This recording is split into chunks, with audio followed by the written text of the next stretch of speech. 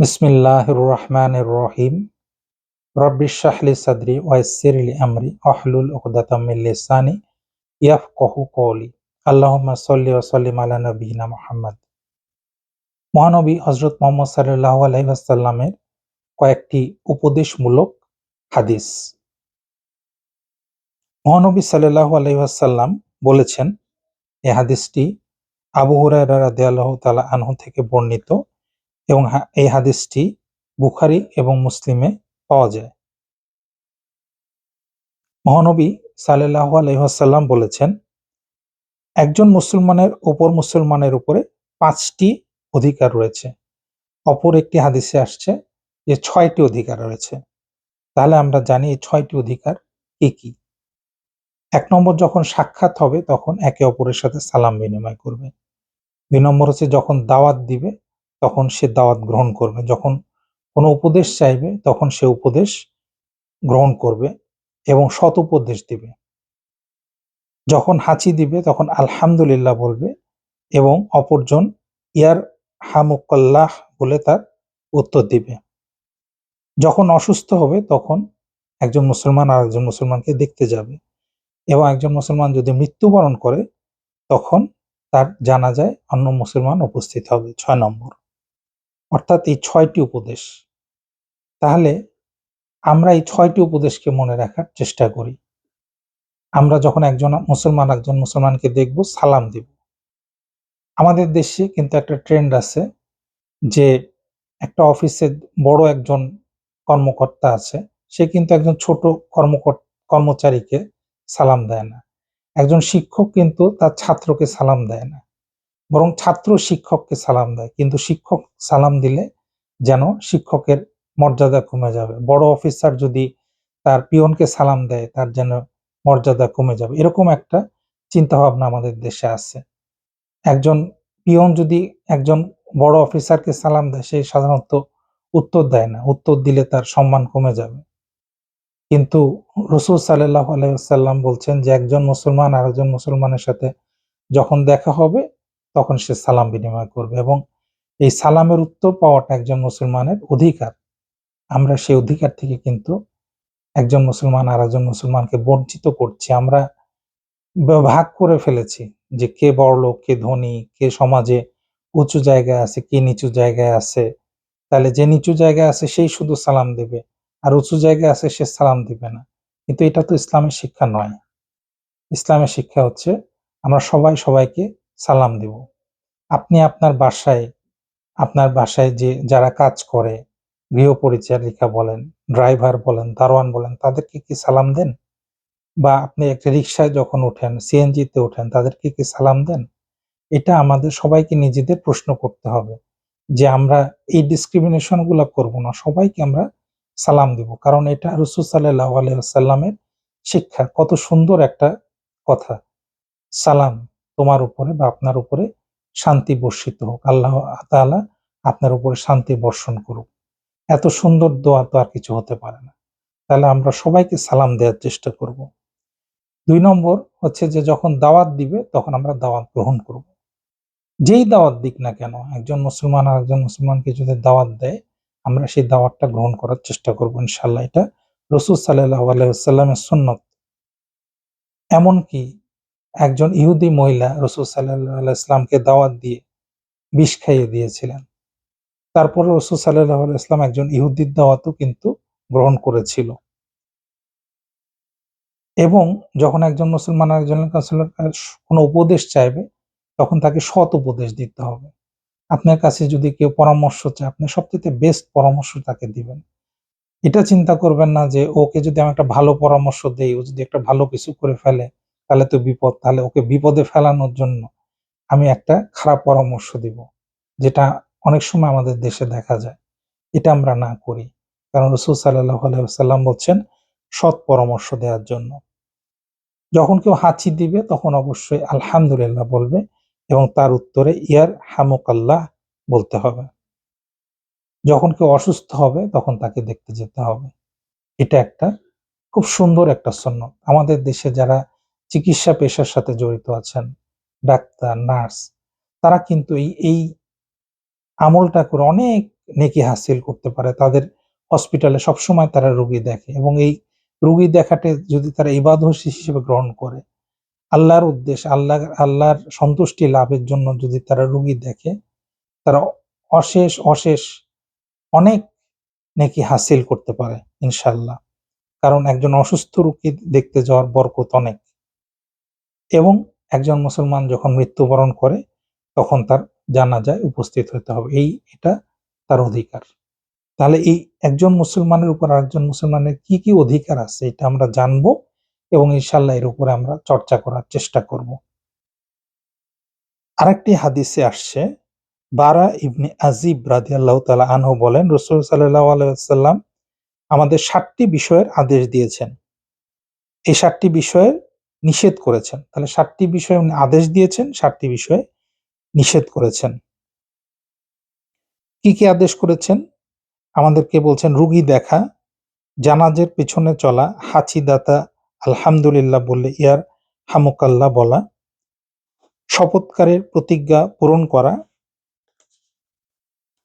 মজলুমদের সাহায্য করা, দাওয়াত গ্রহণ করা, বেশি সালাম করার আদেশ দিয়েছেন। তাহলে এই আদেশগুলো মোটামুটি আমরা যেটা আগের হাদিসে পড়েছি সেরকমই, তবে কয়েকটার সাথে অ্যাড হয়েছে। যেমন একজন যে শপথ করবে, একজন প্রতিজ্ঞা করবে, তার প্রতিজ্ঞাটা তাকে পূরণ করতে হবে। যেমন একজন আরেকজনের কাছ থেকে টাকা নিল, তাহলে বলল যে আমি আপনার টাকাটা ১ মাসের ভিতরে পরিশোধ করে দিব। সেই টাকাটা ১ মাসের ভিতরে পরিশোধ করে দিবে। প্রতিজ্ঞা করলে সেটা পূরণ করতে হবে। বা আমি বললাম যে আমি আপনার বাসায় যাব।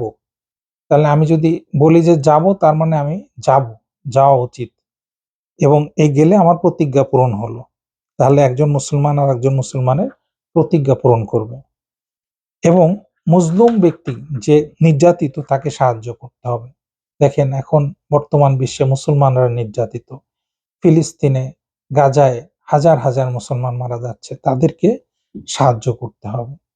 তাহলে এইটা রাসূল সাল্লাল্লাহু আলাইহি ওয়াসাল্লামের এটা আমাদেরকে আদেশ দিয়েছেন। আমাদের দায়িত্ব এই কাজটা করা। আচ্ছা, আর ৭টি জিনিসও উনি নিষেধ করেছেন। কি ৭টি জিনিস? ১ নম্বর হচ্ছে স্বর্ণের আংটি পরিধান করা। স্বর্ণের আংটি পরা যাবে না। স্বর্ণের আংটি, স্বর্ণের চেন এটা পুরুষদের পরিধান করা যাবে না। পরিষ্কার। রূপার পাত্রে পান করা। কোন একটা রূপার পাত্র যদি দেয়া হয় পানি পান করার জন্য বা কিছু খাওয়ার জন্য, সেটা রূপার পাত্রে পান করা যাবে না। লাল রঙের রেশমের গদিতে বসা। লাল রঙের রেশমের গদি, সেটার উপরে বসা যাবে না। রেশম মিশ্রিত কাপড় পরিধান করা। রেশমের কাপড় পরিধান করা।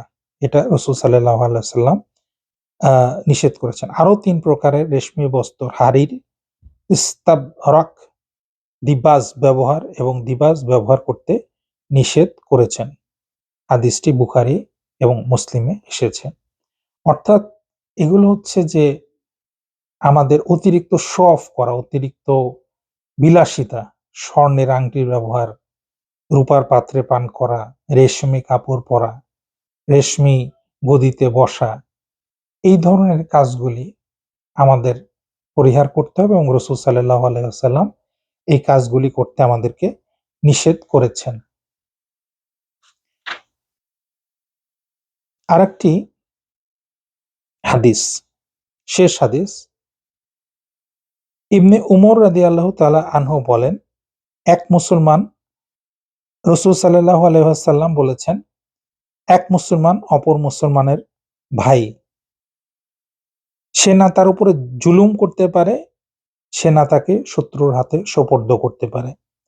যে ব্যক্তি তার মুসলিম ভাইয়ের প্রয়োজন পূরণে সচেষ্ট হয়, আল্লাহ তাআলা তার প্রয়োজন পূর্ণ করে দেন। যে ব্যক্তি কোনো মুসলমানের অসুবিধা দূর করে দেয়, আল্লাহ তাআলা এর বিনিময়ে কিয়ামতের দিন তার কষ্ট এবং বিপদ দূর করে দিবেন। যে ব্যক্তি কোনো মুসলমানের দোষ গোপন রাখে, কিয়ামতের দিন আল্লাহ তাআলা তার দোষ গোপন রাখবেন।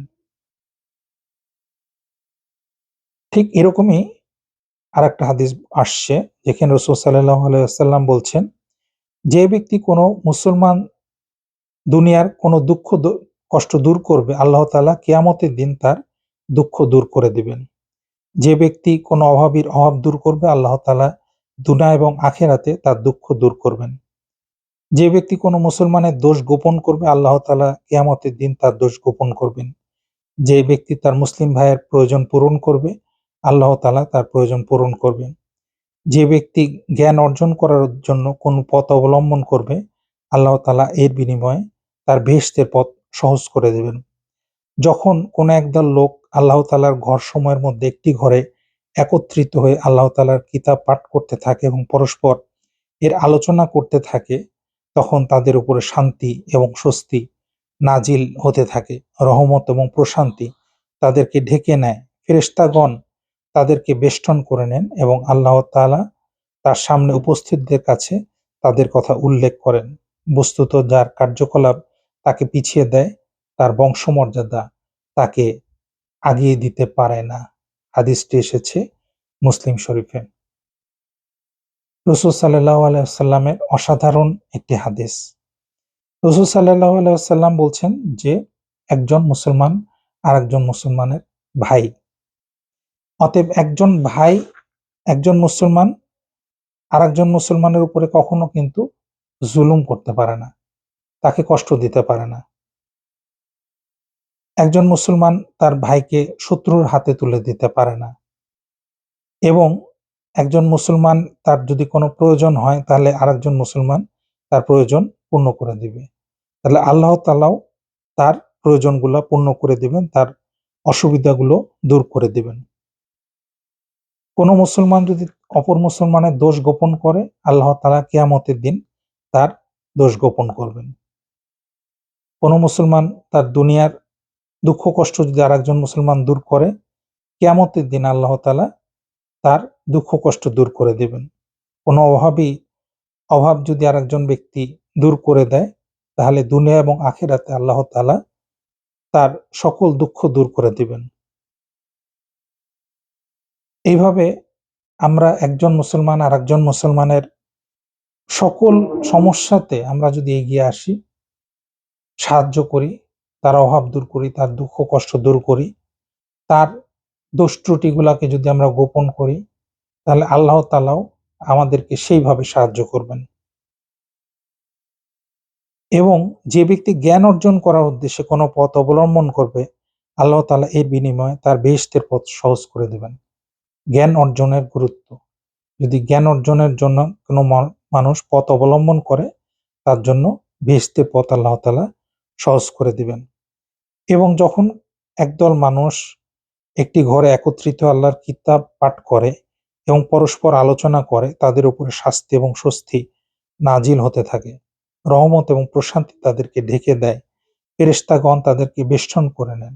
ফেরেশতাগণ তাদেরকে ঘিরে রাখেন এবং আল্লাহ তাআলা তার সামনে উপস্থিত যারা আছে, অর্থাৎ ফেরেশতাদের কাছে তাদের কথা উল্লেখ করেন।